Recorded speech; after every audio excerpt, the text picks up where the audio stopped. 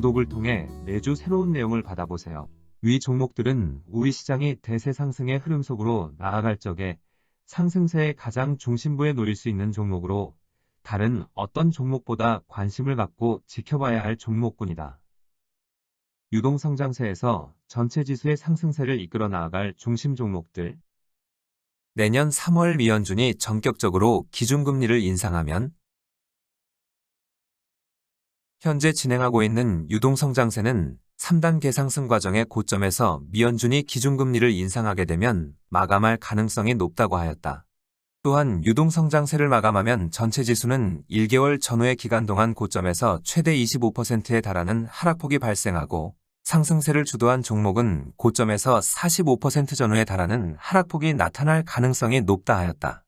경기 회복에 힘을 실어주는 유동성장세는 1단계 상승 과정인 준비 과정과 2단계 상승 과정인 본격적인 상승 과정, 그리고 3단계인 정점으로 향해 나아가는 상승 과정을 통하여 최고점에 도달하고 이후 상승세를 모두 마감하는 하락세가 발생하게 된다.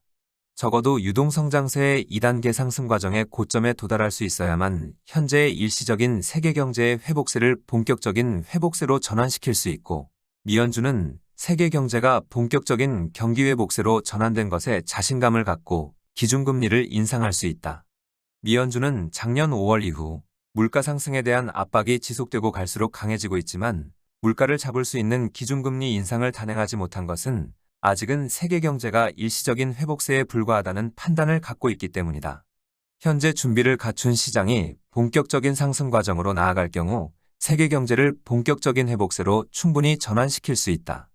이 점은 작년 3월 코로나19 사태로 인하여 극심한 침체 국면에 놓인 세계 경제가 작년 3월 이후의 주식시장의 상승 과정으로 일시적이기는 하지만 뚜렷한 회복세로 전환된 것에서 잘 나타나고 있다. 여기에서 작년 3월보다 더 강한 상승 과정을 한 번 더 만들어낼 경우 현재의 일시적인 세계 경제의 회복세는 본격적인 회복세로 전환될 수 있는 것이다.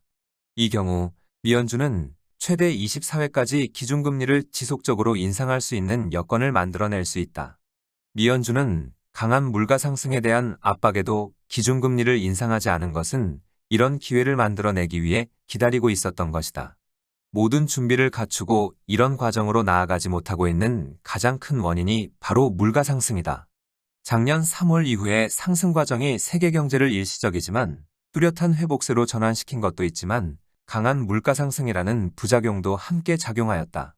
이런 상황에서 작년 3월 이후보다 더 강한 상승 과정이 발생할 경우 물가 상승에 대한 압박은 감당하기 힘들 정도로 커질 가능성이 높다. 모든 준비를 갖추고 있다 하여도 본격적인 상승 과정은 물가 상승에 대한 압박을 해소시키고 난 다음에 출발할 수 있는 것이다. 그런데 물가 상승에 대한 압박의 강도는 더욱 커지고 미연준은 벼랑으로 몰리고 있다. 물가 상승에 대한 부담에도 불구하고 더 이상 지체하지 않고 본격적인 상승 과정으로 나아갈 것인지 아니면 본격적인 상승 과정으로 나아가지 않은 상태에서 기준금리를 인상하던지 결정을 해야 하는 상황에 직면한 것이다. 시장이 본격적인 상승 과정으로 나아갈 경우 서두에 언급한 대로 본격적인 상승 과정의 고점 또는 마지막 상승 국면의 고점에서 보유하고 있는 종목을 전부 매도하고 1개월 전후 전체 지수가 최대 25%에 가깝게 하락한 시점에 재매입 과정을 거치면 된다. 그런데 본격적인 상승 과정으로 나아가지 못한 상태에서 미연준이 기준금리를 인상할 경우 어떤 태도를 취해야 하는 점이다. 시장 흐름이 본격적인 상승 과정으로 나아가지 못한 상태에서 미연준이 기준금리 인상을 단행할 경우 앞서 언급한 1개월 전후의 기간 동안 전체 지수 최대 25% 중요 종목 고점에서 45% 전후에 달하는 하락 압력이 작용하지 않는다. 강력한 형태의 상승 과정이 나타나지 않은 만큼 이에 상응하는 하락 압력 자체가 존재하지 않는 것이다. 이 경우 시장에 작용하고 있는 하락 압력은 작년 3월부터 지난 1월까지 우리 시장에 나타난 상승폭에 대하여 아직 해소되지 않은 하락 압력만 추가로 작용할 가능성이 높다. 이 경우 전체 지수는 지난 6월의 고점인 3,316포인트 기준으로 20% 전후인 2,650포인트 전후까지 밀려날 수 있다. 또한 하락 압력을 받게 되고 중요 종목들은 작년 3월 이후의 상승 과정에서 나타난 최고점 기준으로 최대 40% 전후에 달하는 하락 압력을 받게 될 것이다.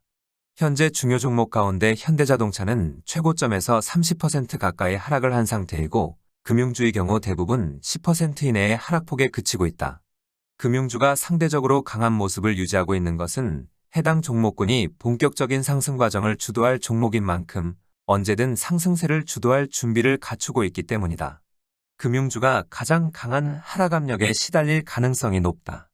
최고점에서 대부분 10% 이내의 하락폭에 그치고 있기 때문이다. 현재 유형에서 구성한 포트 구성이라면 본격적인 상승 과정으로 나아가지 못하고 미연준이 기준금리를 인상한다고 하여도 그대로 포트 구성을 유지한다고 하여도 별 문제는 없다. 그렇지만 현재 금융주 중심으로 포트를 구성한 상태라면 최고점에서 30% 가까운 하락폭이 발생한 상태의 현대자동차로 일부 비중을 조절하는 것이 바람직하다. 또한 같은 금융주라 하여도 금리 인상이 호재로 작용하고 있는 은행주의 비중을 다소 높이는 방식으로 포트의 구성 종목들을 적절히 조절을 하게 되면 하락 압력을 충분히 방어를 할 수 있을 것이다. 그리고 기준금리를 인상하여도 세계 경제를 본격적인 회복세로 전환시키고자 하는 노력은 이후에도 계속하게 될 것이다. 금리 인상에 대한 충격이 해소되면 경기를 본격적인 회복세로 전환시키고자 하는 새로운 상승 시도가 나타날 가능성이 높은 것이다. 그리고 그 시기는 의외로 빨리 나타날 수 있다. 이 경우에도 현재 유형에서 보유하고 종목들이 상승세를 주도할 가능성이 높으므로 현재 제시하여 드리고 있는 유형의 포트 구성이라면 별 다른 대응을 필요로 하지 않은 까닭으로 이를 참조하여 포트 조정을 하면 투자에 될 수 있을 것이다.